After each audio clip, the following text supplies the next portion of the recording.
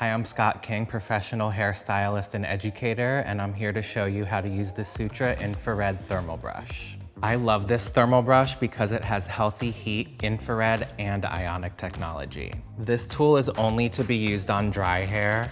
It has balanced heat, and it really adds a lot of shine and eliminates frizz. So basically what I'm doing is rounding out the ends, and it just gives it a little body and volume. This tool is also really amazing at refreshing a blow dry you got like the day before or a few days prior, just to extend that style. This goes all the way up to 450 degrees.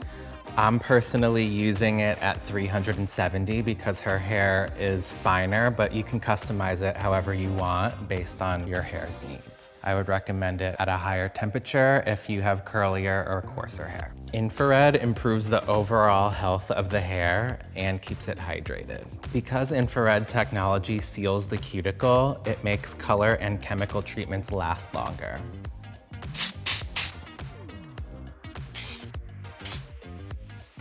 All right, here is the finished look. As you can see, the infrared technology just made the hair super shiny and glossy.